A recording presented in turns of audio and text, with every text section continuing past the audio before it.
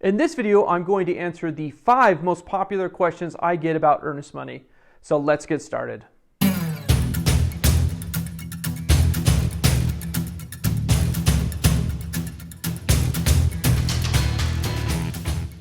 Hello, I'm Targhee with Pinpoint Real Estate in Northern Utah. If this is your first time to the channel, thank you for watching. It's really great to have you here. On this channel, we post videos about home maintenance, home improvement, product reviews, and general information about buying and selling real estate. When you're done watching this video, please take a few minutes to browse around the channel to see if you find anything of interest or value. If you do, please consider subscribing. Question number 1, what is earnest money? Well, earnest money is a cash commitment or good faith deposit that you offer to the seller when purchasing a home. It's an expression of your seriousness and intent. The earnest money is typically paid within a few days of your offer being accepted and can be paid with a personal check, cashier's check, or wire transfer. The money is deposited into a trust account or escrow account, so you will need to have the funds available and in your bank account prior to making an offer.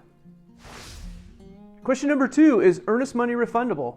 Yes, if you meet the terms of the purchase agreement, there are several circumstances where you would be entitled to have your earnest money refunded.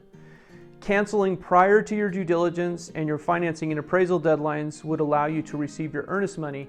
However, canceling after these deadlines could jeopardize your deposit. Question number 3, who gets the earnest money?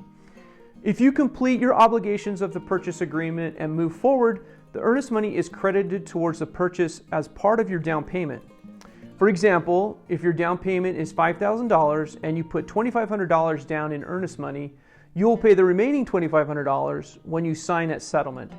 Your earnest money always goes towards your home purchase as long as you meet your contractual obligations.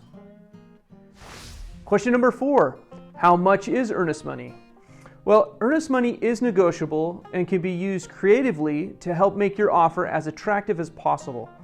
The higher the amount, the more attractive your offer will typically look to the seller. Now keep in mind, in rare situations, the seller may decide to cancel the contract. If they do, one of your remedies as a buyer is to have your earnest money refunded, and then the seller would be required to match it. For example, if you paid $3,000 in earnest money and the seller decided that they just didn't want to move, your $3,000 would be refunded to you, and the seller would match that amount and write you a $3,000 check. Question number 5, do I have to pay earnest money? You have no legal obligation to pay earnest money, but your offer will most likely not be taken seriously.